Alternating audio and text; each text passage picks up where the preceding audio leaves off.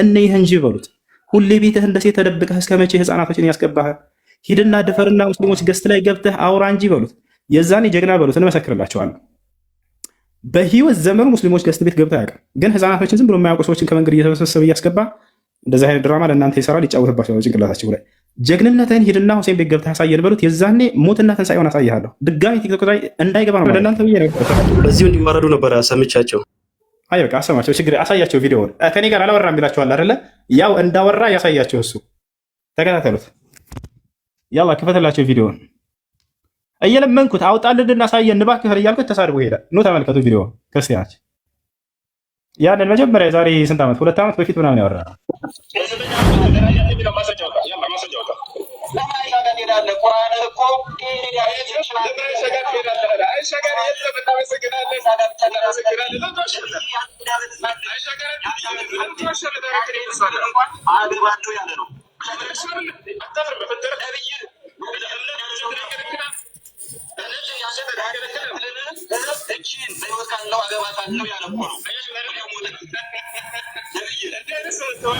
ማውጣት አልቻለም። የለም የሚለው ነገር ውሸት ነው። መጨረሻ ላይ ታዲያ ለምን አገባት ብሎ እንደገና ወደ ፍልስፍና ይገባል። እኔ ፊት ትፈላሰፋለህ፣ ትሳደባለህ እንጂ ማስረጃ ማውጣት አትችልም። እፎይ አሁን ተደብቀሽ ትሰሚያለሽ። ወላሂ ተደብቆ ይሰማል። ምክንያቱም አይነግራችሁም እንጂ ተደብቆ እየሰማ በዛ ንዴት ነው ማታ ማታ እየተሳደበ እንትን የሚለው። ችግር የለውም። ያው ጽፌ ላለውን ቦክስ ምን ይሰራኛል እልክልሃለሁ። ለእኔ ነገርከኝን አሁን ሂድና ከስከባ ከሁሴን ጋር ነው ወራው የዛኔ ወይንስ በሁሴን ስም ሰርተውብህ ነው ቪዲዮ ብለህ ጠይቀው። እሺ አንደኛ አዳምጥ። እዚህ ቁጭ ብሎ እነዚህ ሁሉ እኔና እሱ ስንወያይ አይተው ነበር። ማስረጃው ጠብዬው ማውጣት አቅቶት ተሳድቦ ነው የወጣው። ልከኛ ያዕቆብ ሙስሊሞች ሆኑ ብሎ እንዳዘዘ መጽሐፍ ቅዱስ ላይ አንድ ክርስቲያን አለ ነብይ ማን ነው ክርስቲያን ሆኖ ብሎ ያዘዘ ነብይ አለ? አይ የለም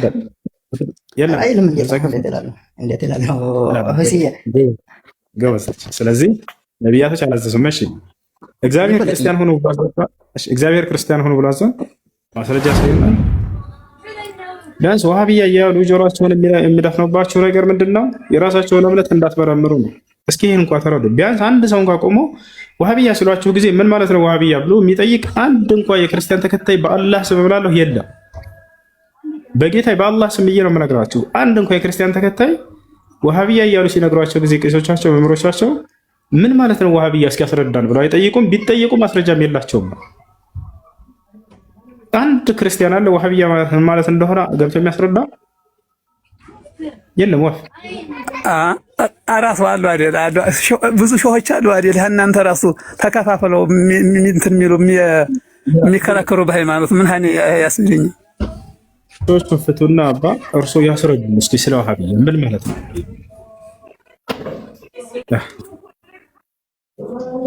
ልውሰድህ የሚያስረዳ እፎይ ጋር ልውሰድህ።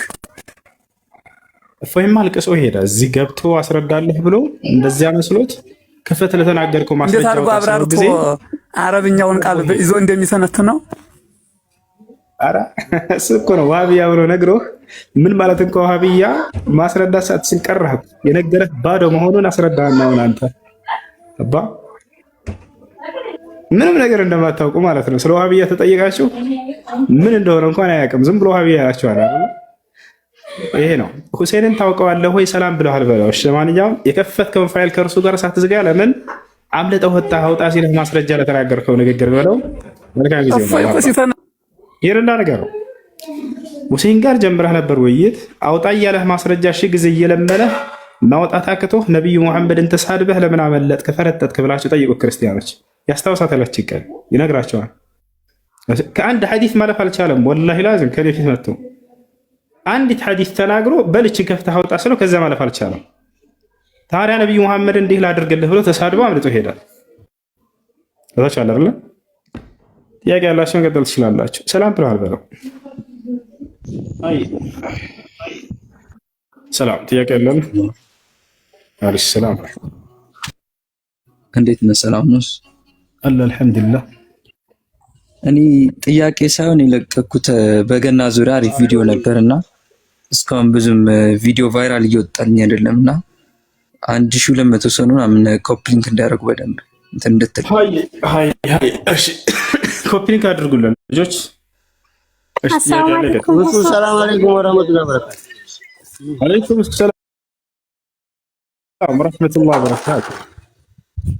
እኔ ነው አማን ነው። ነኝ አልሐምዱሊላህ። አንድ ጥያቄ ነበረኝና እሺ ጥያቄ ምንድን ነው?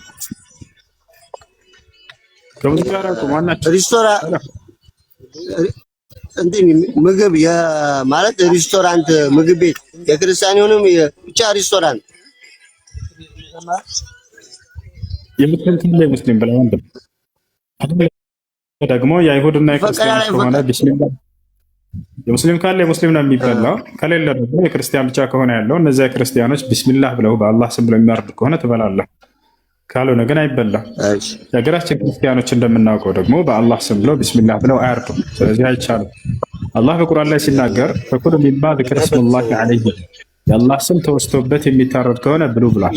ወላ ተእኩሉ ሚማ ለም ዩዝከር ስሙላሂ ዐለይሂ እና ደግሞ ሌላ እሺ እና የምታደርገው ወንድም ይባርክ ሙዚቃ ዝጋ መጀመሪያ። እሺ ሄራ ሰላም ሄራ ማነች? እሺ ጥያቄ ያለ ይቀጥል። አሎ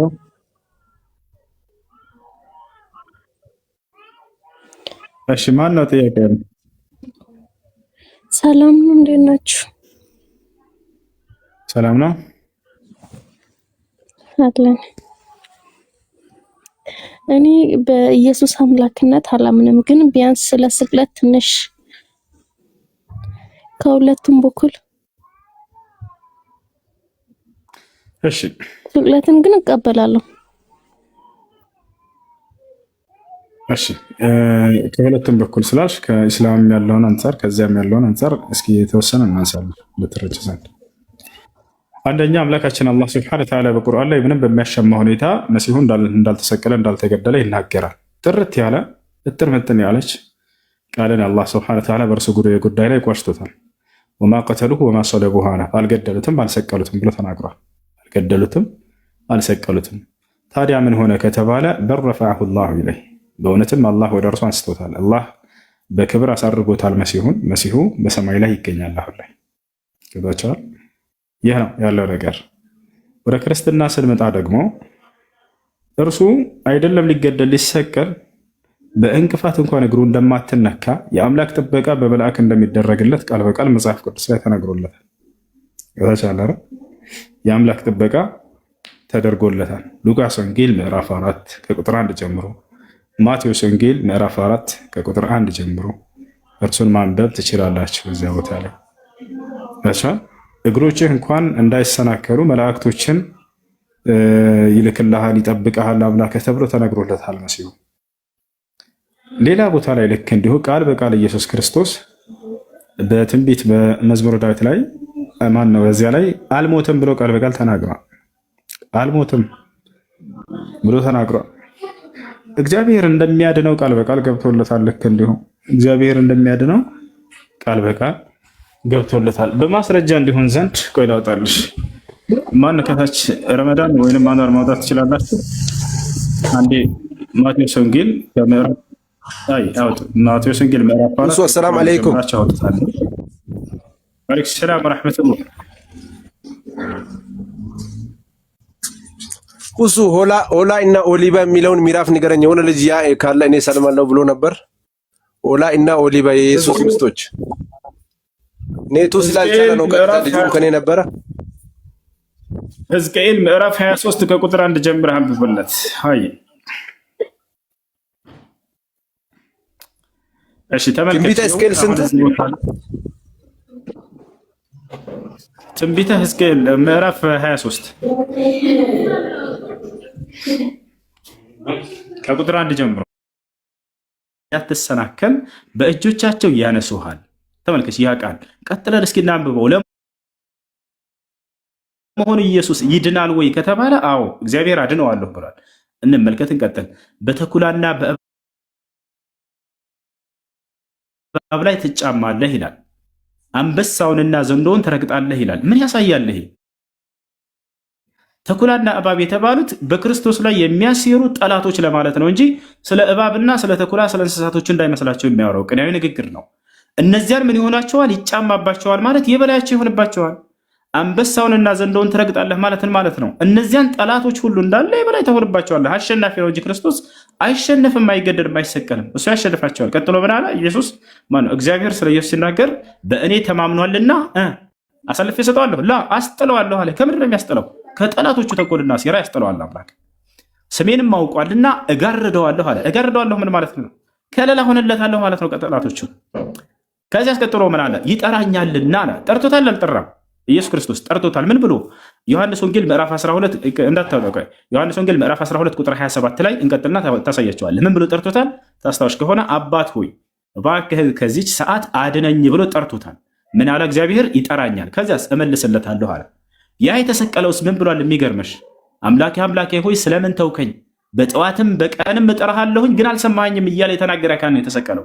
አልሰማኸኝም ይላል። እዚህ ጋር ደግሞ ስለ ኢየሱስ እሰማዋለሁ ተብሎ ተነግሮለታል። አይሻረላ ይጠራኛል አለ እግዚአብሔር፣ እመልስለታለሁም አለ። በመከራውም ጊዜ ከእርሱ ጋር እሆናለሁ፣ አድነዋለሁ። አላሁ አክበር። ያውና ኢየሱስ ክርስቶስን እግዚአብሔር አድነዋለሁ ብሎ አምላክ ቃል በቃል ቃል ገብቶለታል። አይሻረላ። ስለዚህ እዚያ ማቴዎስ የነገረንን ሄደን ስንጨርሰው ጊዜ ኢየሱስ ክርስቶስ ከጠላቶቹ ተንኮልና ሴራ እንደሚድን ተነግሮለታል። ኢየሱስ ምን ብሎ ለምኖታል? አድነኝ ብሎ ለምኖታል። ያው አድነዋለሁኝ አከብረዋለሁም አለ። ያ ማለት ለጠላቶቹ አሳልፎ አያዋረደውም። ማክበር የመዋረድ ተቃራኒ ነው። አይዋረድም ክርስቶስ በጠላቶቹ እጅ። አሁን ቀጥል። በጣም የሚገርመው እዚህ ጋር ነው። ቀጥል። አሁን 16 ላይ ምን አለ? መጨረሻ ላይ ረጅም ዕድሜንም አጠግበዋለሁኝ ይላል። አልሞተም እስካሁን። ረጅም ዕድሜን ኢየሱስ ከማንም በላይ ጠግቧል ብለን የምናምነው እኛ ሙስሊሞች ነን። ክርስቲያኖችማ በ33 ዓመቱ ተሰቅሏል ብለው ያምናሉ። እኛ ግን ከተወለደበት ጊዜ ጀምሮ እስካሁን ዕድሜን እየጠገበ ነው ያለው ብለን እናምናለን። ረጅም ዕድሜን አጠግበዋለሁ ከዚያስ ማዳኔንም አሳየዋለሁ አለ። ያ ያለ ኢየሱስ ክርስቶስ ሲድን አይሞትም።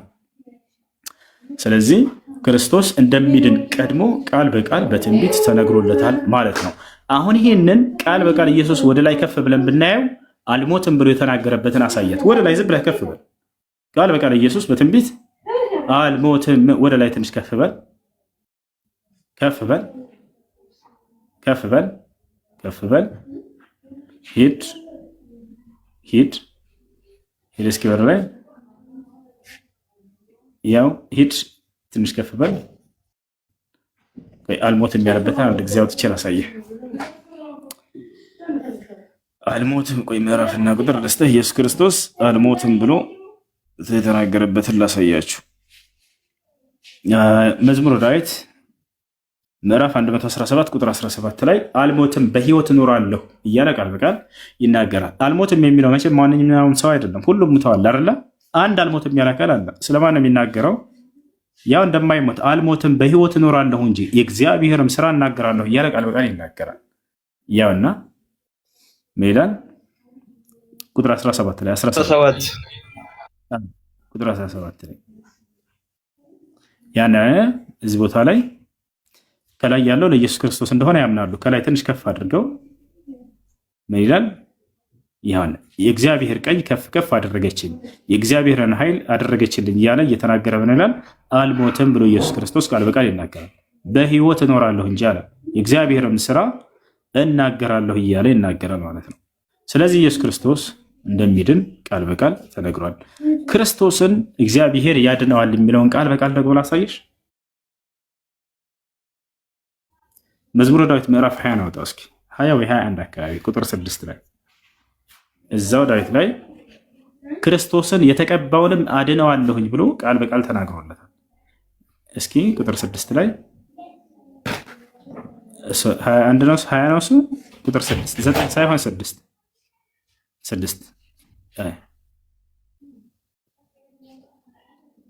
አይዋ እሱ አይደለም። እስኪ እንደገና እንትን በለው 20 ነው እሱ 21 ሞክር። አይው እስኪ 21 ሞክረው። የተቀባውንም አድነዋለሁ እያለ ቃል በቃል ተነግሮለታል። ቆይ ላውጣልህ አንድ ጊዜ ወሙኸልስ ያኒ መሲሐሁ ቆይ ላውጣልህ አንድ ጊዜ እኔ ጋር 20 ላይ አለ 20 ላይ አለ አይደለ? እስኪ አውጣው። 20 ቁጥር 6 ላይ ወሙኸልስ እኔ በአረበኛ ነው ማነበው መሲሐሁ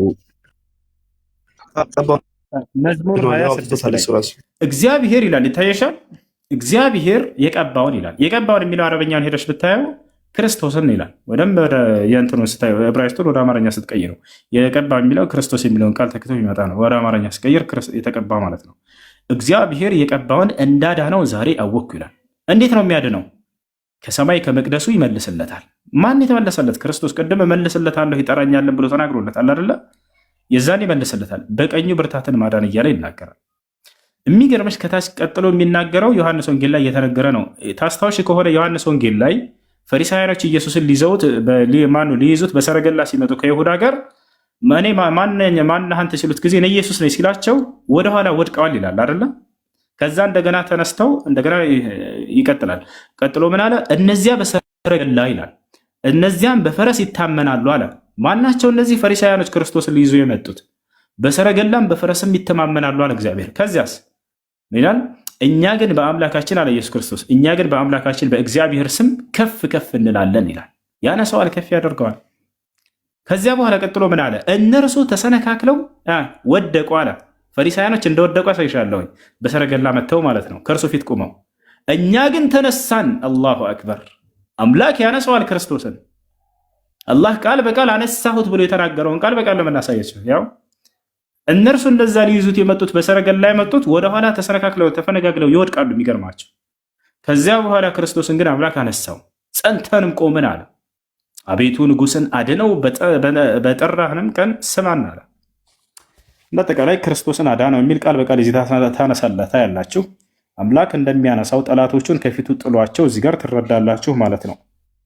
ይህን ይመስላል። እሺ ይህ ነው። ሌላኛው ነገር ኢየሱስ ክርስቶስን ሊይዙት በመጡት ጊዜ ነው። ፈሪሳውያኖች ኢየሱስ ክርስቶስ ቀድሞ ምን አላቸው ለሐዋርያቶቹ? በዛሬዋ ሌሊት ሁላችሁም ስለ እኔ ትሰናከላላችሁ አላቸው። እያንዳንዳችሁም ጥላችሁኝ ወደ ቤታችሁ ትሸሻላችሁ አላቸው ሐዋርያቶችን። ዳሩ ግን የላከኝ ከእኔ ጋር ስለሆነ አይተወኝም ብሏቸዋል። ሊፈጽመው ዘንድ በምድር ላይ የተላከበት ያውና እውነተኛ አምላክ ብቻ ይሆን ካንተን አለ አብን የላከውንም ኢየሱስ ክርስቶስን ያውቁ ዘንድ ይችልች ዘላለማዊ ሕይወት አለ ኢየሱስ ክርስቶስ። ስለዚህ ኢየሱስ የመጣው ቀጥሎ ምን አለ? እኔ ላደርገው የሰጠኸኝን ስራ ፈጽም ያከበርኩ አለ። ፈጸመ፣ ጨረሰ። በቃ እዚህ ጋር ይሄ ነው ስራው በምድር ላይ የተላከበት ክርስቶስ። ስለዚህ ነው እኛ ምንለው ምንድነው የተላከበት ዓላማ አንዱን አምላክ እንዲሰብክ እርሱ ደግሞ የዛ የአንዱ አምላክ መልእክተኛ መሆኑ እንዲሰብክ ዘንድ ነው። ለዚህ ዓላማ ነው የመጣው ነው የምንላቸው። ይበሻል። ስለዚህ ይህን ሰርቶ ጨርሷል። ከዚያ በኋላ ነው ይሄ ተሰቀለ ተገደለ ምናምን የሚለው ነገር ያለው። ሌላው ነገር በስቅለቱና በሞቱ ምናምን ዙሪያ የተነሱትን ሁሉ ስናያቸው ጊዜ ተቀባይነት እንዳይኖራቸው የሚያደርጋቸው ነገር ምን መሰለሽ? እርስ በርሳቸው መጋጨታቸው ነው። እርስ በርሳቸው መጋጨታቸው ነው። የመጀመሪያው ምን መሰለሽ? ኢየሱስ ክርስቶስ ምን አላቸው ይላል? ፈሪሳውያኖች ተአምር እንድታሳየን እንሻለን አሉት። እናንተ የአመንዝራ ትውልድ፣ የእፉኝት ልጆች ተአምራትን ትሻላችሁ እያለ ተናገረ። ነገር ግን የሰው ልጅ ከምድር በታች 3 ቀንና 3 ሌሊትን እንደሚቆይ አታውቁ ብሎ ተናገራቸው። ይሄን ገብቶሻል አይደለ? አሁን ወደዛ እንሂድ። ተአምራትን ከጠየቀ አንድ አካል ማየት አለባቸው አይደለ? እነዚያ የጠየቁት አካሎች ነግሯቸዋል ክርስቶስ ደግሞ ተብሎ ይታመናል። እነዚያ ያንን አይተዋል ወይ ወደሚለው እንመጣለን። አሁን ሂድ። አሁን የቱ ጋር ትሄዳለህ መሰለህ? ጂሉን ሽሪሩን ይላል በአረብኛ። ጂል ሽሪር ወፋሲቅ። እሺ ማቴዎስ ወንጌል ምዕራፍ 12 ቁጥር 39 ላይ ማቴዎስ ወንጌል ምዕራፍ 12 ቁጥር ከ38 ጀምረን እናነባዋለን። ማቴዎስ 12 ከ38 ጀምረን ከአይሁዲዎች ጋር ተአምር ይጠይቁታል። ገብታችኋል? ተአምር እየጠየቁት 3 ቀን ከነሌሊቱ መቆየቱ የተአምሩ ምልክት መሆኑን የነገራቸው። ይሄ የኃጢአታቸው መዳኛ ምናምን ብሎ ጭራሽ አልነገራቸውም። ምንድነው ያላቸው? ተአምር ነው፣ ይሄ እንደ ተአምር ነው። ይሄንንም እንዳውም ይሄን ተአምር ማድረግ አልቻለም ኢየሱስ የሚለውን ላሳያቸው ነው። ውሸት ነው 3 ቀን ቆይቶ 3 ቀን ተነሳ የሚለው በራሱ በመጽሐፍ ቅዱስ ምስክር። ምን ይላል? በደንብ አስተውይ። እዚህ ጋር ምን ይላል? ሲያስተምርም እንዲህ አለ፣ ረጃጅም ልብስ ለብሰው መዞርን በገበያም ሰላምታን፣ በምኩራብ የከበሬታን ወንበር፣ በግብርም የከበሬታን ስፍራ ከሚወዱ ጻፎች ተጠበቁ። ቆይ አንድ ጊዜ የቱ ጋር ነው ያወጣኸው? ምንድን ነው የሚለው? ማቴዎስ ስንት ነው? ማቴዎስ ስንት? ማርቆስ ነው የከፈትኩት። ተሳስተሃል። ማቴዎስ ምዕራፍ 12:38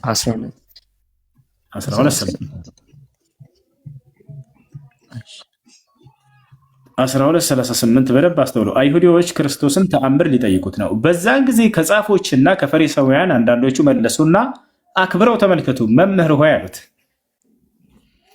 መምህር ሆይ ከአንተ ምልክት እንድናይ እንወዳለን አሉት። ተአምር ነው የጠየቁት። ማየትን የሚለውን አስምሩበት። ማየት ፈልገዋል። እርሱ ግን መልሶ እንዲህ አላቸው። ሊሰድባቸው ነው። ተመልከቱ።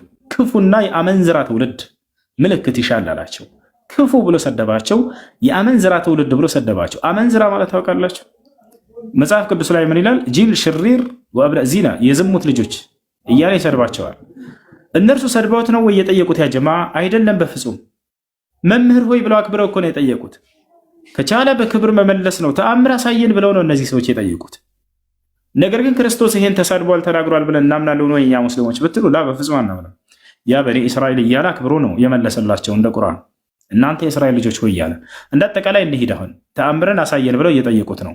ምንድን ነው የሚነግራቸው ከተባለ ዮናስ፣ አሁን በደንብ አዳምጭ። ዮናስ በአሳ አንባሪ ሆዱ 3 ቀን እና 3 ሌሊት እንደነበረ እንዲሁ የሰው ልጅ በምድር ልብ ውስጥ 3 ቀንና 3 ሌሊት ይኖራል። በደንብ አስተውይ። አሁን እዚህ ቦታ ራሱን ኢየሱስ ክርስቶስ ከማን ጋር አመሳሰለ? ከዮናስ ጋር። ምን አለ? ዮናስ በአሳ አንባሪ ሆድ 3 ቀንና 3 ሌሊት እንደነበረ እንዲሁ የሰው ልጅ በምድር ልብ ውስጥ 3 ቀንና 3 ሌሊት ይኖራል ብሎ ተናገረ። አሁን ራሱን ከማን ጋር አነጻጸረ? ከዮናስ ጋር አይደለ? አሁን ዮናስ መጽሐፍ ላይ ቀጥታ ሄደን ስንሄድ ጊዜ ዮናስ በአሳ አንባሪ ውስጥ ሙቷል አልሞተም? ታነች አንድ ሚውትሽን አንሺው። የመጀመሪያው ጥያቄ ምንድነው? ሙቷል አልሞተም? ዮናስ በአሳ አንባሪ ውስጥ ታነች አለሽ? ዮናስ ሙቷል አልሞተም? በአሳ አንባሪ ውስጥ በገባ ጊዜ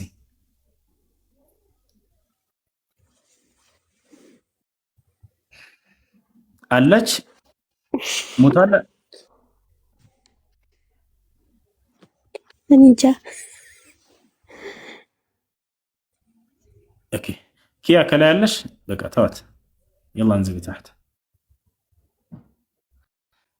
ኪያ አለሽ ከላይ? ማነው ኪግ ነው የሚለው? የራያው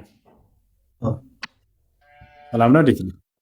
ሰላም፣ እግዚአብሔር ይመስገን አለን። እሺ ዮናስ በአሳ አንባሪ ውስጥ ሙቶ ነበር አልሞተም ነበር?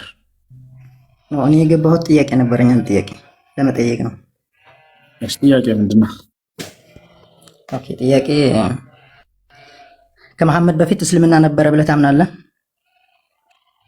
ወይም ደግሞ ከመሐመድ በፊት ስለ እስልምና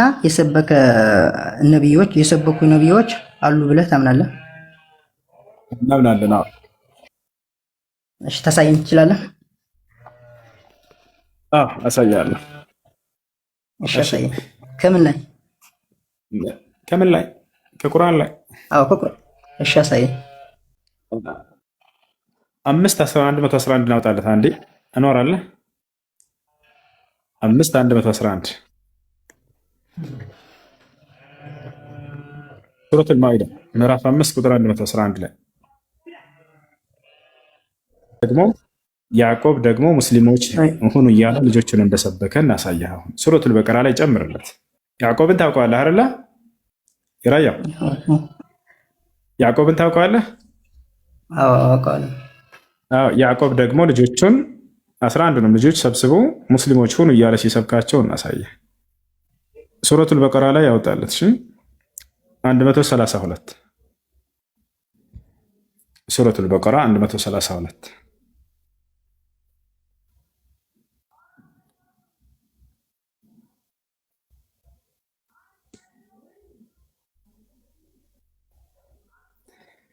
እሺ ኢብራሂምም ልጆቹን በተመሳሳይ አንዴ ግልጥ ብሎ እንዲታይለት እንደ ቅድም ብታወጣው አሪፍ ነበረ።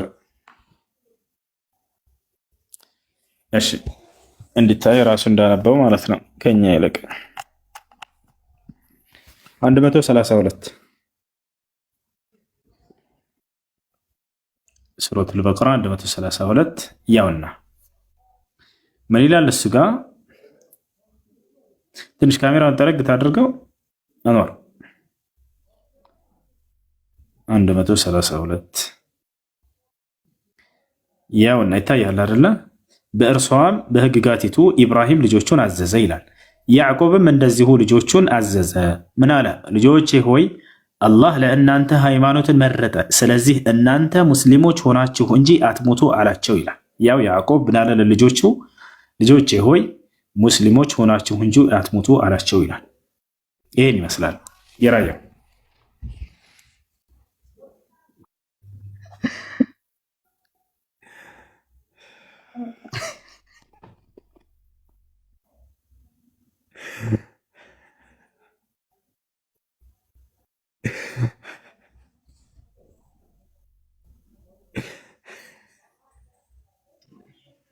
ጥያቄው ጠፋበት እንደውስ።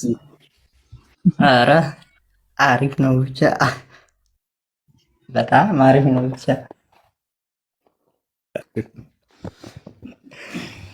ጥያቄ ምንም አልጠፋኝም፣ ግን ምንም አይነት የማይገናኝ ነገር ነው ያመጣውና ያቀረብከው።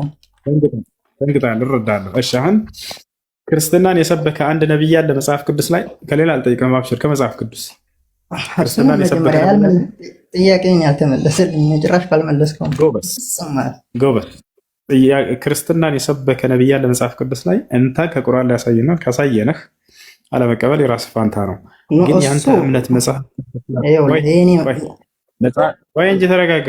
መጽሐፍ ቅዱስ ላይ ክርስቲያን ሆኑ ብሎ ያዘዘ ነብይ አለ። ልክ እኛ ያዕቆብ ሙስሊሞች ሆኑ ብሎ እንዳዘዘ መጽሐፍ ቅዱስ ላይ አንድ ክርስቲያን አለ። ነብይ ማን ነው? ክርስቲያን ሆኑ ብሎ ያዘዘ ነብይ አለ? አይ የለም በል የለም። እንዴት እላለሁ? ጎበዝ። ስለዚህ ነቢያቶች አላዘዙም። እሺ እግዚአብሔር ክርስቲያን ሆኑ ብሎ አዘዘ። እሺ እግዚአብሔር ክርስቲያን ሆኑ ብሎ አዘዘ። ጥያቄ መልስልኝና ከዛ በኋላ ወደ ጥያቄ ልትገባ ትችላለህ። መለስልህ። አሳየኝ ብለህ ገልጠን ሁሉ አሳየናል። ራያ አሳየን አይደለ? ካሳየንህ በኋላ ሳቅ። እኛ ችግር የለብንም። ገብቶሃል አይደለ? በእኛ ላይ ያለብን ግዴታ ምንድነው? የተጠየቅነውን በማስረጃ ማሳየት ነው። አሁን ደግሞ አንተ እንዳው ይሄንን እምነትህን መጽሐፍ ቅዱስ ላይ አግኝተሃል ወይ ያልኩህ ነው። እንዴት ተሸውደህ እስከ መቼ ድረስ ትሄዳለህ? መጽሐፋችሁ ላይ እግዚአብሔርም ሆነ ነቢያቶች ክርስቲያን ሆኑ ብለው አላዘዟችሁም። ነገ የፍርዱ ቀን ከአምላክ ፊት እንቆማለን ብሎ የሚያስብ ሰው አምላክ አዞኛል አላዘዘኝም ይሄን ክርስቲያን እንደሆነ የሚለውን እንዴት አይፈልግም? ከመጽሐፉ የለም እኮ ያጀማ። እኔ እኮ ስማ፣ ክርስቶስ በስጋ የተገለጠ አምላክ ነው። ክርስቶስ በስጋ የተገለጠ አምላክ ነው። ማስረጃ ክርስቶስ በስጋ የተገለጠ ያንተ ግን እሺ፣ ይኸውልህ ያንተ ግን በምን ነው እስኪ ታስረዳኝ። ክርስቶስ ረጋ በል እንጂ ክርስቶስ በስጋ የተገለጠ አምላክ ነው የሚለው መጽሐፍ ቅዱስ ላይ የቱ ጋር ነው ይሄ ጥቅስ ያለው? አልኩህ። ጥያቄን መጀመሪያ መልስልኛ፣ እኔ መልስልሃለሁ። ያንተ ግን እሺ፣ ያንተ የቱ ጋር ነው ያለው ማስረጃ? መጀመሪያ የጠየቅኩህን መልስልኝ፣ እኔ መልስልሃለሁ እኮ። ወደ ታኮ ነው ዘለቀ አይደለም። ስትናገር ጊዜ ውይይት ቦታ ላይ ስትመጣ ማስረጃ ቢያንስ ማምጣት አለብህ። የቱ ጋር ነው ክርስቶስ በስጋ የተገለጠ አምላክ ነው ብሎ የተነገረው? ወይንም ኢየሱስ ክርስቶስ እኔ በስጋ የተገለጥኩኝ አምላክ ነኝ ብሎ አስተምረሃል ወይንስ አላስተማረህም? ዋል እኔ ነገርኩህን። ጥያቄን እንድመልስልህ ከፈለክ ጥያቄን መልስልኝ። ያንተ የመጀመሪያውን መጀመሪያውን አንተ ስጠኝና ያንተንን ማስረጃ አምጣ። አሁን ለተናገርከው ማስረጃ አምጣ። ጥያቄን ያልተመለሰልኝ እንዴት ብዬ ነው ለእኔን ጥያቄ የምመልስልህ የምችለው? ሁሴን መለስክ እኮ እኔ እኮ አልመለስክም አላልኩም። መልሰሃል፣ ጎበዝ አልኩህ። ግን ማስረጃ አምጣ ነው የተባልከው። ኖ ያንተን እኔ የጠየቅኩትን ጥያቄ መች መለስክልኝ ነው። ያንተ እምነትስ አላህን የምትለው መልሰሃል። አንድ ጊዜ አምጣ ከመጽሐፍህ ኢየሱስ ክርስቶስ፣ ከሌላ መጽሐፍ አልጠይቀህም። ከገዛ መጽሐፍህ ኢየሱስ ክርስቶስ እኔ በስጋ የተገለጥኩኝ አምላክ ነኝ ያለው የቱ ጋር ነው? እንዴት ዝም ብላችሁ ትሸወዳላችሁ? ለምን ይሸውዳችኋል? ቄሶቻችሁ፣ መምህሮቻችሁ ይሄ ልጅ ሸውደውታል። መምህሮቹ ኢየሱስ ክርስቶስ በስጋ የተገለጠ አምላክ ነኝ ብሏል አለ። ግን የት እንዳለ እንኳን አላሳዩትም፣ ግን አሳምነውታል። አያችሁ አይደለ? ክርስቶስ ያላስተማረውን ትምህርት እያስተማሩ ወደ ሲኦል እየወሰዷቸው ነው እነዚህ ሰዎች። ቆም ብላችሁ አስቡ። ኢየሱስ ክርስቶስ አንዲት ቦታ ላይ እኔ በስጋ የተገለጥኩኝ አምላክ ነኝ አላለም። ውሸት ነው ካላለ እሺ፣ ቁርአን ፍጡር ነው ብለህ ታምናለህ? ፍጡር ማለትን ማለት ነው። ፍጡር ማለትም እስኪ ቁርአን እንዴት ነው? እስኪ ስለ ቁርአን ነገር ልትነግረኝ ትችላለህ? ታስረዳኝ ትችላለህ? እንዴት አምናለህ? እኛ አሁን ክርስቶስ በስጋ የተገለጠ አምላክ ስንል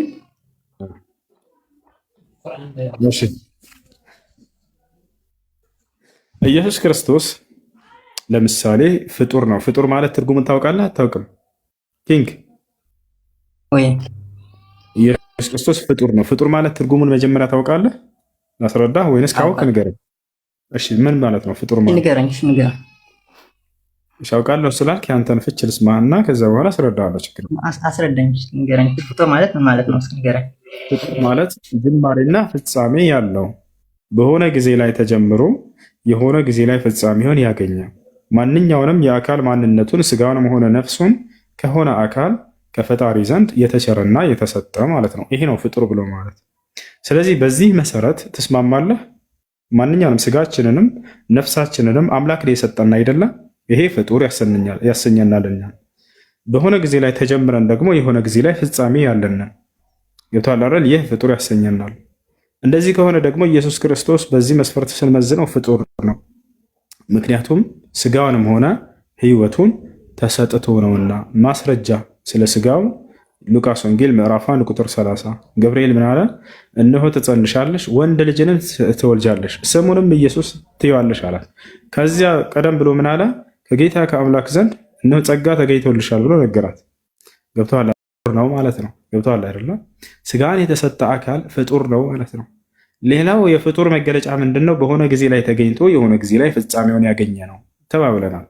ኢየሱስ ክርስቶስ የዛሬ 2017 ዓመት በፊት ከቅድስት ድንግል ማርያም ተወልዷል ብለህ የምታምነህ ጅማሬው የዛኔ ከእርሷ ማህፀን ጀመረ። ፍጻሜውንስ የታገኘ በቀራንዮ መስቀል ላይ ፍጻሜውን አገኘ፣ ሞተ ብለህ ታምናለህ። ስለዚህ ጅማሬና ፍጻሜ ያለው አካል ደግሞ ፍጡር ነውና ኢየሱስ ክርስቶስ ፍጡር ነው ማለት ነው። ገብቶሃል አይደል? ይሄን ይመስላል። ስለዚህ ፍጡር አታምልክ ነው የምልህ እኔ፣ ፈጣሪን አምልክ። አይ ፍጡር አይደለም። ከማን ተፈጠረ ብለህ ታምናለሽ? ፍጡር ከሆነ ከማን ተፈጠረ? ከድንግል ማርያም ማህፀን እዛ እያለ ሳይለይ እኮ ነው። ምኑ ሳይለይ? ጌትነቱ ሳይለይ፣ እንደዛ አይልም። ጌትነትንም ተሰጥቶ ነው ኢየሱስ ክርስቶስ ጌታ ተደርጎ ነው በመደረግ ያገኘው ጌትነት ነው። ላሳይህ ማስረጃ መጽሐፍ ቅዱስ ላይ መጀመሪያ ያንተውን ያላሳየኝ እንዴት ከኔ ጋር ታሳየኝ እንችላለን? ያሳያለሁ። ችግር የለም። ለምናገረው ሁሉ የተጋነ ማስረጃ ጠይቀኝ ላሳየህ። አላሳየኝም እኮ ሁሰን። እኔ እኮ የጠየቅኩን ጥያቄ ለመጀመሪያ አንስቶ እስካሁን ድረስ ምንም አይነት ጥያቄ ኢየሱስ ክርስቶስ ጌታ ተደርጎ ነው በመደረግ ያገኘው ጌትነት ነው። ላሳየህ ማስረጃ። ስለ ጥያቄ መጀመሪያ ያቀረብኩልህ ነው ያልኩህ። እሺ ምንድን ነው ጥያቄ? አንድ ሲጀመር ያው ለህፃን አንድ ስብከት የምትሰብ ከሆነ ያው ንጽጽር የምታደርግ ከሆነ የቋንቋ ችግር አለብኝና አጋጣሚ እየተኮላተፍኩ ነው አማርኛ አወራለሁና ቢያንስ እፎይ ጋር አንድ የሆነ ነገር የተመለከትኩትና የታዘብኩት አለ። አውርጄዋለሁ። ያውም ራሱ እልክልሃለሁ ኢንቦክስ ላይ በውስጥ ላይ ማለት ነው። ስለ አንሻ ያወራውን ከግብዳ ጋር ወይ አዳም ዝም ብለህ አውራ በኋላ ትመልስልኛለህ። በኋላ እሱንን ከግብዳ ጋር ነበር ሲያወሩ የነበሩ እኮ ከአንተ ጋር እኮ ነው የማወራው። ከማን ጋር ታዲያ? እዛ አንተ ያንን የሰራው አቀናብረህ የሰራው ነገር አለ። አሁን አቀናብረህ ማለት ነው። እሱን ስለ አንሻ በ6 ዓመት ታጭቶ በ9 ዓመቷ እንደገባባት ማለት ነው። ያቀናብረህ የሰራው ከግብዳ ጋር የነበረውን አንተ ላይ የተቀናበረ ግብዳ ምንድን ነው? ኧረ አውርደው የተቀናበረ ቪዲዮ የሱን መንገድ ላይ የሰማ ሰው ነው እንዳወራ መንገድ ሲያልፍ ድንገት ሰምቶ እኮ ነው እዚህ የሚላት ነው። መረጃውን አለኝ እኔ ቪዲዮውን ይዤልሃለሁ። የምን ግብዳ ነው የምታወራው? እኔ ልክልሃለሁ የሆነ ልክልሃለሁ 50 ጊዜ ያልክ እኮ ሰው ጋር ሲያወራ የምን ግብዳ እኮ አንተ ጋር ልክ አንተ ጋር እንዳወራ አድርገህ ስለ አንሻ ያወሩትን የነበረ በዛን ሰዓት ሲከታተል ነበርኩና ልክ አንተ ጋር እንዳወራ አድርገህ በቅንብር የሰራው አለ። አሁን ቪዲዮውን ይዤዋለሁ እኔ እልክልሃለሁ። ከፈለግ ችግር የለውም።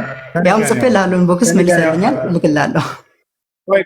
ቆይ ለእኔ ነገርከኝን አሁን ሄድና ተስከባ ከሁሴን ጋር ነው ያወራኸው የዛኔ ወይንስ በሁሴን ስም ሰርተውብህ ነው ቪዲዮ ብለህ ጠይቀው። እሺ አንደኛ እኔ አዳምጥ።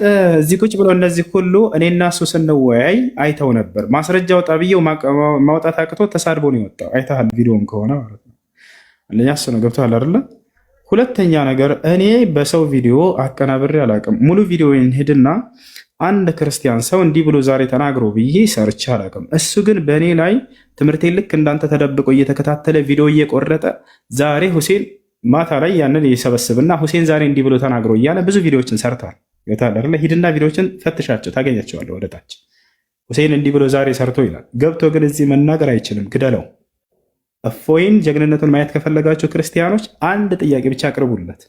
ሂድና ከሁሴን ቤት አንድ ቀን እንዳው ለታሪክ ገብተህ ወይ ከሙስሊሞች ቤት ገብተህ እነይህ እንጂ በሉት። ሁሌ ቤትህ እንደ ሴት ተደብቀህ እስከ መቼ ህፃናቶችን ያስገባህ? ሂድና ድፈርና ሙስሊሞች ገስት ላይ ገብተህ አውራ እንጂ በሉት። የዛኔ ጀግና በሉት፣ እንመሰክርላቸዋለን። በህይወት ዘመኑ ሙስሊሞች ገስት ቤት ገብተህ አያውቅም። ግን ህፃናቶችን ዝም ብሎ የማያውቁ ሰዎችን ከመንገድ እየተሰበሰበ እያስገባ እንደዚህ አይነት ድራማ ለእናንተ ይሰራል፣ ይጫወትባቸው ጭንቅላታችሁ ላይ። ጀግንነትህን ሂድና ሁሴን ቤት ገብተህ ያሳየን በሉት። የዛኔ ሞትና ትንሣኤውን አሳይሃለሁ። ድጋሚ ቲክቶክ ላይ እንዳይገባ ነው የማደርግልህ። ገብቶሃል አይደለ? ይሄን ለእናንተ የሚነግራችሁን ውሸት እስከዛሬ የገነባውን ሁሉ በአንድ ደቂቃ ነው ፍርስርስ ማደርግልህ። ሂድና ሁሴን ቤት ጠርቶሃል፣ ገስት ላይ ሂድና ግባ። በቀጣዩ በአንተ ቤት ደግሞ በገስት ይመጣልሃል ብለህ ንገረው። እሺ እንዳትረሳ። ያላ አይ ጥያቄ አለ። ክርስቲያን አለ የሸዋ ሰላም ሁሴን እንዴት ነህ? ሰላም ነው። ይሰማል? ይሰማል። አይ እኔ እንኳ የሆነ ጥያቄ ምናምን ልጠይቅህ አይደለም፣ ግን ሀሳብ ልሰጥ ነው የመጣሁት። ቢያንስ ሀሳቤ እፎይም ጥሪ አቅርቦልህ ነበር አይደል? ውይይት ጥሪ አቅርቧል አይደል? ተወያይተን አይ ስልህ የሆነ ሰው ጠየቀኝ አይደለ? ተወያይተን አንደኛ ለእኔ ጥሪ አላቀረበልኝም።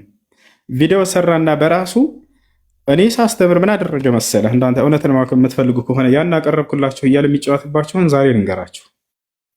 ቀን ላይ ከኔ ጋር አንዲት ክርስቲያን ልጅ ልክ እንዲህ ገብታ በትዳር ጉዳይ ታወራለች። የሴት ልጅ ጋብቻ የሚለውን ማለት ነው። እሱ ተደብቆ ይሰማል። ገብታችኋል አይደለ? ያች ልጅ ጋር ያወራነውን ቁርጥ ያደርግና ይቀርጽና ካሳየ በኋላ ቪዲዮዋን በዚች ርዕስ መወያየት እፈልጋለሁ ከሁሴን ጋር አለ። ፎቶ የለጠፈና አያቸው አይደለ? ከዚያ በኋላ ዛሬ በቀኑ 2 ሰዓት ተኩል ምናምን እንድንገናኝ ብላ ቪዲዮ ሰራች። ይሄን ነው ውይይት አቅርቤለታለሁ የሚላችሁ። ጀግና ከሆንክ ሂድና ርዕስ አብረን ነው አይደል መምረጥ ያለብን። የሸዋ እንደሚል ተናንሳ መወያየት የሚፈልግ ሰው መጥቶ ጥያቄ ያቀርባል። ሁሴን ከአንተ ጋር መወያየት ፈልጋለሁ፣ ርዕሱንም ምንምረጥ፣ ሰዓቱንም ምንምረጥ፣ ቀኑንም ምንምረጥ፣ በጋራ ተወያይተን ከዚያ በኋላ እንወስናለን አይደል? እሱ ግን እንዲህ አይደለም ያደረገው። ምን አደረገ? የፍርሃቱ ብዛት ተደብቆ ነው ያዳምጠው። እኔን ገብቶ እዚህ ጋር ውይይት አቅርቦልሃል ወይ? አላደረገም። ግን ከኔ ጋር ጥሩት ብዬ አንድ ቀን ከዚያ በፊት አውርቶ ነበረ። ያንን ቪዲዮ ሄደህ ማየት ትችላለህ። ገብቶሃል አይደል? የዛኔ ባወራ ጊዜ አይሻን ተገናኝቷታል ምናምን ብሎ ብልግና ያልተናገረ እስኪያወጣ ስጠይቀው ጊዜ ማውጣት አልቻለም። እባክህ አውጣ እናሳየን፣ እባክህ አውጣ እናሳየን፣ እባክህ አውጣ እናሳየን። ብዙ ጊዜ ለመንኩት፣ ይሄን ማድረግ አልቻለም። እና ለምን አገባት ታዲያ ነቢዩ መሐመድ አይሻን እንዲህ ላድርግልህ ብሎ ነቢዩ መሐመድን ተሳድቦ ሄደህ ቪዲዮውን ማየት ትችላለህ። ገብቶሃል አይደለ? ስለዚህ ደግሞ አዳምጠህ እናንተ መልእክታት ሆኑለትና ሂድና ሁሴንን ገብተህ የውይይት ጥሪ አቅርብለት ብላችሁ ሂዳችሁ ንገሩት። እሺ አትፍራ፣ ሂድና ደፍረህ ሁሴን ቤት ግባ በሉ። እናመሰግናለን። ጥያቄ ያለ ጥያቄ መጠየቅ ይችላል። ያላ እሱ የሚነግራችሁን ውሸት መታችሁ ጠይቅ ትችላላችሁ። እሱ አይገባም ሙስሊም ቤት እምንላችኋል። አይገባም ሙስሊም ቤት ሄድና ገብተህ ሙስሊሞች ቤት ገብተህ ጀግንነትን አሳየን በሉት። የዛኔ ማንነትን ታያላችሁ። በጌታ በአላህ ስም እንላቸዋለሁ። አንድ የሚያወራው ሁሉ እውነት አታገኙለት። እሱ ስለማይገባ እናንተ ትሻላላችሁና ከእርሱ እርሱ ተደብቆ እያዳመጠ ቪዲዮ የስራ በኛ ላይ እናንተ ደግሞ እሱ የሚነግራቸው ውሸት እየመጣችሁ እዚህ መጠየቅ ትችላላችሁ። ያላ እሱ ሪካርዶ አለኝ እኔ ጋር አሰማቸው እንዴ ይቻሉ ለዚህ ሰከንድ ቦታ ራሳቸው ክርስቲያኖች ያዳምጡ። ሂዳችሁ ሁሴንና እፎይ ያወሩት ብላችሁ ሰርች አድርጉ ታገኝታላችሁ። አሁንም ለእናንተ ብዬ ነው በዚሁ እንዲዋረዱ ነበረ ሰምቻቸው። አይ በቃ አሰማቸው፣ ችግር አሳያቸው። ቪዲዮውን ከኔ ጋር አላወራም ይላችኋል አይደለ? ያው እንዳወራ ያሳያቸው እሱ። ተከታተሉት። ያላ ክፈትላቸው ቪዲዮውን። እየለመንኩት አውጣልንና አሳየን እባክህ እያልኩት ተሳድቦ ሄደ። ኑ ተመልከቱ ቪዲዮውን ክርስቲያኖች። ያንን መጀመሪያ የዛሬ ስንት ዓመት 2 ዓመት በፊት ምናምን ያወራ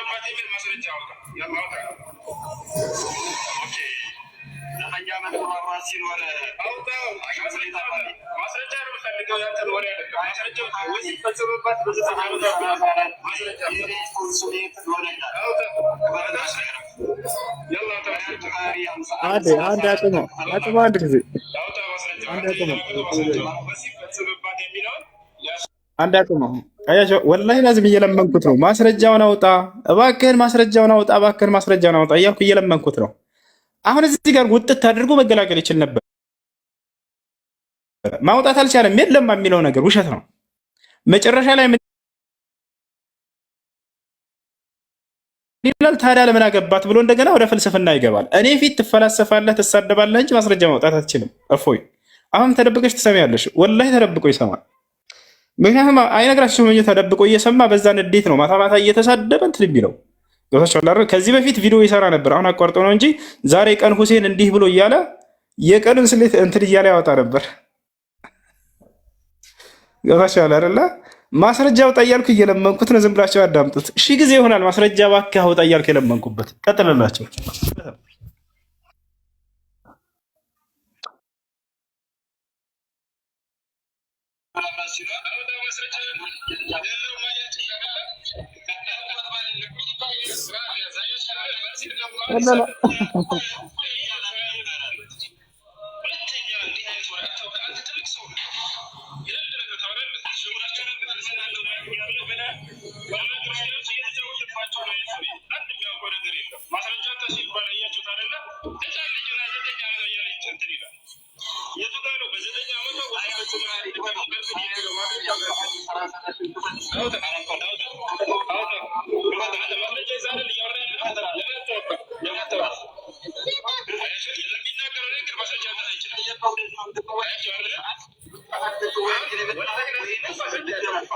ክርስቲያኖች አንድ መልስ ይስጣቸው። ገብታችኋል አይደለ? ነብዩ ላይ ነብዩ መሐመድ አንድ ላስረዳቸው። አንድ ያስረዳቸው። አጥዋሽ ናቸው፣ አትሰውላችሁ። ህፃን ልጆች አይደሉ፣ ትልልቆች ናቸው። ትልቅ ሰውዬ ቆሸለ በዚህ እድሜ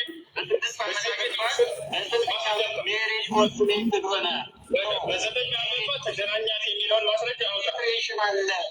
በዘጠኝ ዓመቷ ተገናኛት የሚለውን ማስረጃ አውጣ። ያላ ማስረጃ አውጣ። ለምን አይሻጋር ትሄዳለህ? ቁርአን እኮ ለምን አይሻጋር ትሄዳለህ? አይሻጋር የለም። እናመሰግናለን፣ እናመሰግናለን።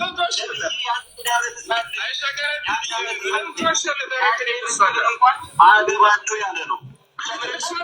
አታፍርም? በፈጠረ ነብይ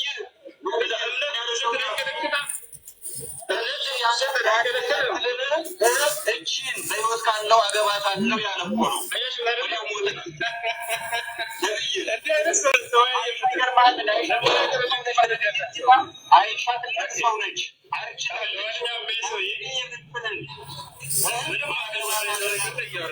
ነቢ መሐመድ ሰለላሁ ዐለይሂ ወሰለም በ9 ዓመት ነው ወይስ ሲፈጽሙ ባህሪያ ይተዋባቸው አላቸው አይደለም።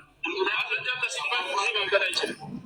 ይህን ይመስላል። ሁለተኛ በሌለ ነገር ላይ አትተውል። መማር ከፈለገ ጥያቄ ከሆነ ደግሞ እንደቀድሞ ያለው ምንም ኮስት አያስፈልግም። ይምጣ እንዳንተ እንደዚህ አውርዷቸው ይምጣ። አለቀ። በቃ።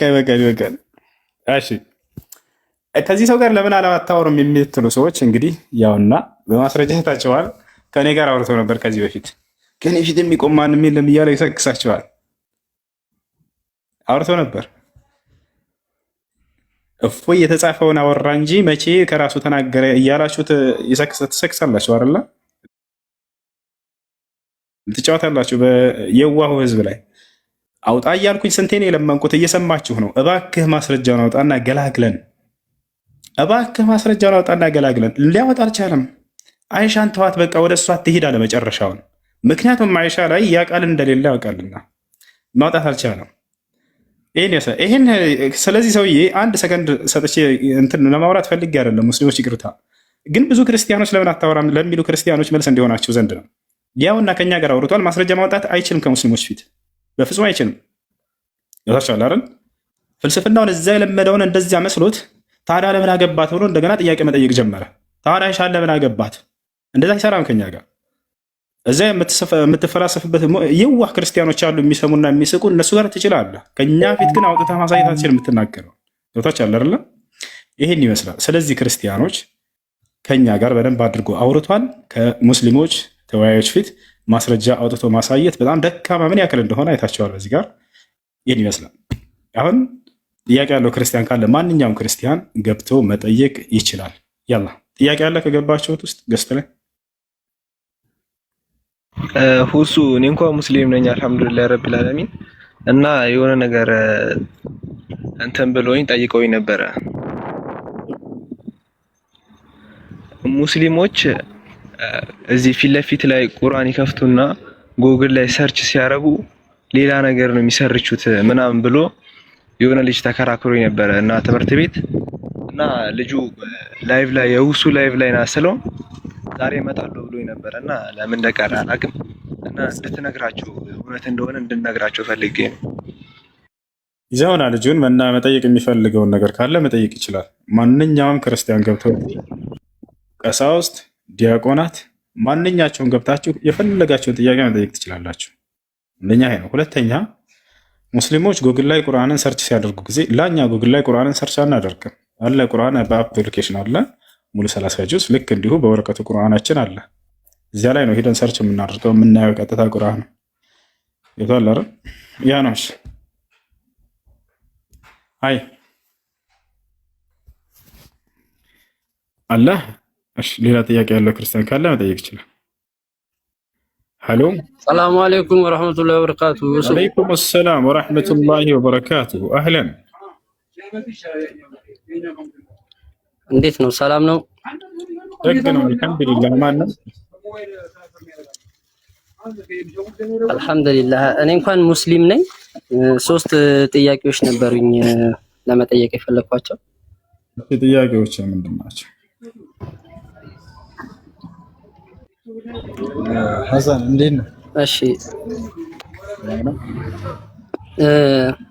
የመጀመሪያው ጥያቄ በእስልምና ላይ ማለት እኔም ሙስሊም ነኝ፣ ግን በእስልምና ላይ የትዳር ሁኔታ ማለት ከአንድም 2 3 4 ድረስ የሚያገቡት በነቢያችን መሐመድ ሰለላሁ ዐለይሂ ወሰለም መሰረት እስከሆነ ድረስ ብዙዎቹ የሚያገቡበት መንገድ ግን ብዙም ለኔ ማለት ያው ባለማጥናቴ ሊሆን ይችላል፣ ግን አሳማኝ ሆኖ አላገኘሁትኝም።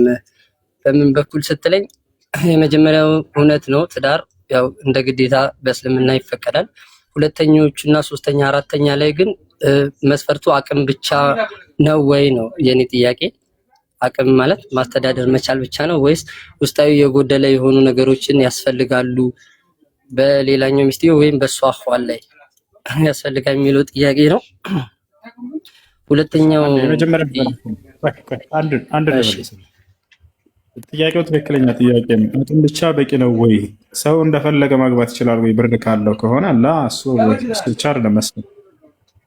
በእርግጥ አንዱ መስፈርት ምንድነው? የማስተዳደር አቅምና ችሎታ ሊኖረው ይገባል። አንድ ሰው አቅምና ችሎታው ሳይኖር ሌላ ሴትን ማግባት አይችልም በፍጹም። ሁለተኛው ግን ዋናው መስፈርት ምንድነው መሰለ? ፍትሃዊነት ነው። በጣም በሚያገባት ሚስትና የመጀመሪያዋን ሚስቱን እኩል በፍትህ ማስተዳደር አለበት። ያም ማለት የሚያደርግላቸው የቀን ቆይታዎችና የሚያደርግላቸው ወጭ በማንኛውም ነገር ፍትሃዊ ሊሆን ይገባል። ፍትሃዊ መሆን ካልቻለ ማግባት ይችላል ወይ? አይችልም። አለ ወይ በቁርአን ላይ ማስረጃ? አዎ ማስረጃ አለ። አላህ በሱረቱ ኒሳ ላይ ፈንኪሑ ማ ጣበ ለኩም ሚነ ኒሳኢ መትና ወሰላሰ ወሩባዕ ፈኢን ኺፍቱም አላ ተዕዲሉ ፈዋሂደተን ይላል። በሚስቶቻችሁ መካከል ፍትሃዊ ማድረግ የማትችሉ ከሆናችሁ ወይንም አንሆንም ብላችሁ ከፈራችሁ አንዲት ሚስት ብቻ አግቡ ይላል። አየህ አይደለ? ከአንድ በላይ አይፈቀድም ይላል አላህ። አየህ። ስለዚህ አንደኛዋን የመጀመሪያዋን ጣል አድርጎ ሰውየው ሁለተኛ ሲያገባ ወደዚያች የሚዘንብልና ፍትህን የማያደርግ ከሆነ አይፈቀድለትም፣ ሐራም ነው፣ ክልክል ነው። ነቢያችን ሰለላሁ ዐለይሂ ወሰለም ሐዲስ ላይ እንደማይፈቀድ ሲናገሩ ጭራሽ እንዳውም ቅጣትም እንደሚጠብቀው ሲናገሩ ምን አሉ? የዚህ አይነቱን ሰው መን ካነት ዒንደሁ እምረአታኒ ፊ ዱንያ ፈለም የዕድል በይነሁማ ጃአ የውመል ቂያመቲ ወሸቅሁ ሳቂጥ አሉ። በምድራዊ ህይወቱ ሲኖር ሁለት ሚስት ኑረውት በመካከላቸው ፍትህን ያላደረገ ባል ነገ የትንሣኤ ቀን አንድ ጎኑ ወድቆ በአንድ ጎኑ ይመጣል ብለው ተናገሩ። ስለዚህ ፍትሃዊ መሆን ካልቻለ ማግባት አይችልም፣ የፈለገ ሀብታም ቢሆንም ማለት ነው። ይሄን ይመስላልሽ። እሺ ጀዛከላህ። ግን ልክ ነህ። አሁን የመለስክልኝ መልስ በትክክልም እሱ ካገቡ በኋላ የሚሆነው ሂደት ነውና እኔ ግን የፈለኩት ምንድነው አንድ አገባ ከዛ ሁለተኛውን የማግባቱ መስፈርት ላይ ነው ማለት ለምሳሌ እኔ ሁለተኛ ሚስቴ የመጀመሪያው ሚስት አግብቼ ሁለተኛ ሚስት መውለድ ማትችል የመጀመሪያው ሚስት መውለድ ማትችል ከሆነ ይሄ የራሴ የሆነ ሂደት ስለሚሆን ማለት አማራጭ አለኝ ማለት ነው፣ ፍላጎት አለኝ ማለት ነው። ልጅ ስለምፈልግ ሁለተኛ ሚስት አገባለሁ ማለት ነው። አሁን የኔ ፍላጎት ነው። ልክ እንደዚህ ሌሎቹ ማለት ይሄን ሁለተኛ ሚስት ሶስተኛ ሚስት የሚያገቡበት ሂደት ፍላጎታቸው ምንድነው ማለት ለምሳሌ ነብዩ መሐመድ ሰለላሁ ዐለይሂ ወሰለም በሚያገቡበት ጊዜ እያንዳንዳቸው ያገቧቸው ሁኔታዎች አሉ ሲያገቧቸው ማለት ነው። ማለት ዝም ብለው ስለፈለጉ ዝም ብለው አይደለም የሚያገቧቸው። እያንዳንዳቸው ባሎቻቸው የሞቱ በምክንያት መከታ ለመሆን የፈለጉባቸው መንገድ ብዙ ነገሮች ከማግባት በስተጀርባ ነው ወይ ሁለትና ከዚያ በላይ ከማግባት በስተጀርባ ያ ከማግባቱ በፊት ምን መሰለህ አምላክ አላህ የሚፈልገው ምንድነው ነው እሱ ሁላ አስረዳህ አዳምጥ። አላህ በቁርአን ላይ ስለ ጋብቻ በተናገረ ቁጥር መልካም ዘርን አፍርታችሁ ትሄዱ ዘንድ እያለ ይናገራል። በምድር ላይ የመጣ ነው ለምንድን ነው ወንድም? አንዱ ሌላውን እየተካ ይሄድ ዘንድ ነው አይደለ? መልካም ልጆችን አፍርተህ መሄድ ነው ዓላማው አይደለ? ከመውለድ በስተጀርባ ከማግባት በስተጀርባ ያለው እሱ ነው። አላህ በቁርአን ላይ ሲናገር ስለ ጋብቻ ባነሳ ቁጥር የጋብቻን ዓላማ ሲናገር መልካም ዘርን አፍርታችሁ ትሄዱ ዘንድ ይላል። ለነቢያቶች ከአንድ በላይ ሃይማኖትን ሚስትን ማግባት እንደፈቀዳላቸው ሲናገር ምን አለ? ይሄን ያደረኩትም መልካም ዘርን አፍርታችሁ ትሄዱ ዘንድ እያለ ይናገራል። ቃለ ሱብሓነሁ ወተዓላ ፊ ሱረት ራዕድ ወለቀድ አርሰልና ሩሱለን ሚን ቀብሊከ ወጀዐልና ለሁም አዝዋጀን ወዙርያ። ሙሐመድ ሆይ በእርግጥም ከአንተ በፊት መልእክተኞችን ልኬአለሁ ለእነርሱም ሚስቶችንና መልካም ዘሮችንም አድርጌላቸዋለሁ አለ። ስለ ሚስት ባነሳ ቁጥር አምላክ አላህ ሚስትን የማግባትን ግብና ዓላማ ቀጥሎ ይገልጻል። እርሱም ምንድነው? መልካም ዘርን ማፍራት ነው ሙስሊም ዓላማው። ነቢያችን ሰለላሁ ዐለይሂ ወሰለም ሐዲስ ላይ ሲናገሩ ምን አሉ? ተዘወጁል ወዱድ አልወሉድ ፈኢኒ ሙካፊሩን ቢኩም አልኡመም የውመል ቂያማ። ወላድና ተወዳጅ የሆነችዋን አግቡ አሉ። እኔ የትንሣኤ ቀን በርካታ ተከታዮችን አማኞችን አፍርታቸው በመምጣታችሁ እደሰትባችኋለሁና ብለው ተናገሩ። አያቸው አይደለ? ስለዚህ መልካም ዘርን አፍርቶ መሄድ ነው ሙስሊም ዓላማው። ይሄን ይመስላል። ስለዚህ ለዚህ ዓላማ ነቢያቶች ከአንድ በላይ ሲያገቡ ጊዜ ኢብራሂም ሀጀርን አገባ፣ ሳራን አገባ። ከዚያም በኋላስ ሁለት መልካም ጻድቅ ልጆችን ወልዶ ሄደ፣ ከየሁለቱ ሚስቶቹ ማለት ነው። ከሳራ ኢስሐቅን ወለደ፣ ከኢስማኤል ማንን ወለደ? ኢስማኤል ማን ነው? ከሳራ ኢስሐቅን ወለደ፣ ከሀጀር ደግሞ ኢስማኤልን ወለደ። ልክ እንዲሁ ነቢያቶች በየዘመናቸው ከአንድ በላይ ያገቡ መልካምና ጻድቅ ልጆችን አፍርተው ይሄዱ ነበር። የእነርሱ አርአያ አድርገን ተከታዮችን እና አምላክ አላህ እስከ 4 ተደነገገልን። መልካም ዘሮችን አፍርታችሁ ትሄዱ ዘንድ ነው ዓላማው ማለት ነው። ይሄን ይመስላል። እሺ ሹክራን፣ አመሰግናለሁ። ሌላኛው ደግሞ ጥያቄ ምንድነው? በቀደም እዛ አንዳንድ ቤቶች ላይ የሚወሩ ነገሮች ነበሩ ማለት በሌላኛው አቅጣጫ ላይ ያሉ አካል ቤቶች ላይ ሲወራ የነበረው ምንድነው የአላሁ ሱብሃነሁ ወተዓላ አካላቶች በሚል ብዙ ያስተሳሰብ ሚስቴኮች አሉና ስለ ሰውነት አካል አሁን አላሁ ሱብሃነሁ ወተዓላ እግሩን እጁን የሚል የሆነ አጠቃቀስ አለ የእስልምና የቁርአን አንቀጾች ላይና እነዚህ ነገሮች በማንሳት እግሩ እጁ እያሉ አካላቶችን በመሰየም ላይ እስልምና ላይ ያለን ነገር እንዴት ነው ማለት ያልገባኝ ነገር ምንድነው? አላህ Subhanahu Wa Ta'ala በአካል ልንገልጸው አንችልም እያንዳንዱ ነገሮች አንችልም ነው ወይስ ሁሉንም ነገር አላህ Subhanahu Wa Ta'ala መሆን ይችላል? ጸጉር፣ እጅ፣ አይን፣ ጆሮ መሆን ይችላል አይደል? መሬት መሆን ይችላል፣ እሳት መሆን ይችላል፣ ውሃ መሆን ይችላል የሚለው ነው አገላለጻችንና በዚህ ላይ እስቲ ያለህ ነገር ንገረኝ። እሺ ስለ አምላክ ስንናገር ጊዜ ራሱ በነገረን መጠን ልክ ነው። እዛ ላይ አንጨምረም አንቀንስም። ይህ የአህለ ሱና ወልጀማዓ የሙስሊሞች አቂዳ ነው። ኢስባት ማ አስበተሁ አላሁ ሊነፍሲሂ ፊ ኪታቢሂ ወኢስባት ማ አስበተ ለሁ ረሱሉሁ ሰለላሁ ዐለይሂ ወሰለም ፊ ሱነቲሂ ሚን ገይሪ ዚያደቲን ወላ ኑቅሳን ሚን ገይሪ ተሕሪፍን ወሚን ገይሪ ተዕጢልን ወተምሲልን ወተሽቢህን ወተክይፍ። አምላክ አላህ ስብሐነሁ ወተዓላ በቁርአን ላይ ስለ ራሱ የነገረንን ያንን አምነን እንቀበላለን፣ አንክድም፣ አናስተባብልም። ከማንም ፍጥረታትም ጋር ከሰዎች ጋር ከፍጥረታት ጋር ሁሉ አናመሳስለውም። ያም ሁኔታው እንዲህ ነው ብለን በራሳችን ተፈላስፈንም አንገልጽም። በነገረን ልክ አምነን እንቀበላለን። ይህን መሰረት ከያዝን በኋላ አምላክ አላህ ስብሐነሁ ወተዓላ አሁን ስለምነግራችሁ ማንነቱ ከፍጥረታት ጋር ልታመሳስሉት አትችሉም ማለት ነው። ገብታችኋል አይደል? አምላክ አላህ ስብሐነሁ ወተዓላ ለምሳሌ ያያል አይደለ? ወንድሜ መልስልኝ። አላህ ያያል አይደለ? ፈጣሪ ያያል አይደል? አዎ እየሰማሁ ነው። አዎ እየጠየቅኩ እንድትረዳ እኔም ያያለሁኝ አይደለ?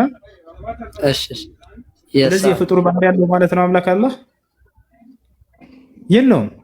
እኔ እንደዛ እኮ አስቤ አይደለም። ንቀናቀ አሁን እባክህ እንድትረዳ ዘንድ እየጠየቅኩህ ነው። እንድትረዳ ዘንድ ነው። ታስበሃል እያልኩህ አንተን እንትን እያልኩህ አይደለም። አምላክ እጅ አለው ለምን እንላለን ለምን እግር አለው የሚለውን እንድትረዱ ዘንድ ቀለል ባለው መልኩ መጀመሪያ ላስረዳህ ብዬ ነው። እኔም ያለሁኝ ፈጣሪም ያያል አይደለም? እሺ አዎ የእኔ ማየትና የፈጣሪ ማየት ግን እኩል ነው ወይንስ የፈጣሪ ማየት ያልተገደበ የእኔ ማየት ደግሞ የተገደበች ነው አይደለም? ልክ እንደዛ ነው። አዎ እኔ አያለሁ ሲባል ጊዜ ከዚህ ከግድግዳ በስተጀርባ ምን እንዳለ ማየት አልችልም። ፊት ያለችውን ነገር ብቻ። እንዳውም ፊት የሆነው የማላያቸው ብዙ ጥቃቅን ፍጥሮች አሉ። ፈጣሪ ያያል ስንል ግን በዚህ ተቃራኒ ነው። እርሱን የሚገድበው ነገር ሳይኖር ማንኛውንም ነገር ሁሉ ያያል። ስለዚህ ያያል የሚል መገለጫ እኔም አያለሁኝ አላህም ያያል ስለተባለ ስለዚህ የፍጡር ባህሪ ያለው ማለት ነው አይደለም። በፍጹም አየህ አይደለ? ይለያል። በምንድን ነው የተገናኘ ነው? በስም ነው። ያያል አያለሁ የሚለው ነው የተገናኘ ነው። አየህ አይደለ? ሌላም ልጨምርልህ፣ እኔም እሰማለሁ አላህም ይሰማል አይደለ? አዎ የእኔ መስማትና የአላህ መስማት ግን እኩል ነው? አይገናኝም አይደል? ፈጽሞ አይገናኝም። የእኔ መስማት የተገደበች ነች፣ የእርሱ ደግሞ ያልተገደበ ነው። ፍጹማዊ መስማት ነው። እርሱን የዓለም ሰዎች በየራሳቸው ቋንቋ በአንድ ሜዳ ላይ ተሰብስበው እየጮሁ እየለፈለፉ ቢያወሩ ውል ሳትልበት የእያንዳንዳቸውን የመስማት አቅም አለው። እኔ ግን አጠገቤ አሁን አንተ ጓደኞችን እያወሩ ነው። ምን እያወሩ እንደሆነ መረዳት እራሱ አልችልም። አንድ ዝም ካላለልኝ ያየህ አይደል? ምን እያወሩ እንደሆነ መስማት አልችልም፣ መረዳትም አልችልም። ስለዚህ እኔም ያለው ፈጣሪ ያያል ብለን ራሳችንን ከፈጣሪ ጋር ማስተካከል አይቻልም።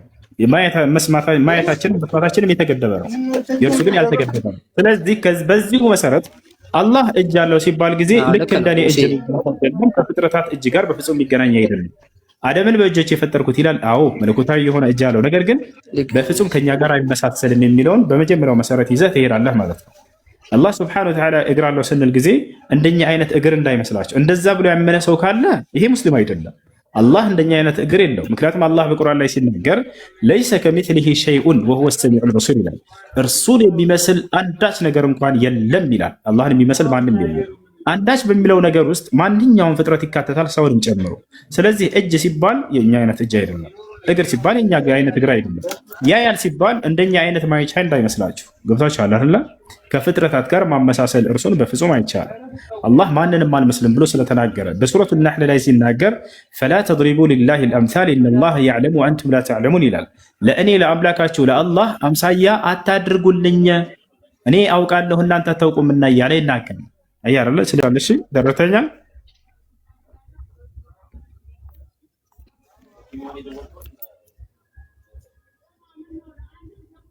አሎ ወይ እየሰማ ነው እሱ። ጨረስኩ። ከተረዳህ ወደ ቀጣይ ጥያቄ መሄድ ትችላለህ። ካልተረዳህ በዚህ ላይ ሀሳብህን መስጠት ትችላለህ። አብሽር ፈታ በል። ጀዛከላ ኸይር። እኔ ያው ግልጽ ያልሆነ ነገሮች እዛ ጋር እየተነሱ ሲሄዱ ግልጽ እያደረክላቸው እንድትሄድ ብዬ ነው። አላህ ይስጥልኝ። ሌላኛው ጥያቄ ደግሞ ምንድን ነው? አንዴ ከይቅርታ ጋር ሌሎች እድል እንስጣቸው አንዴ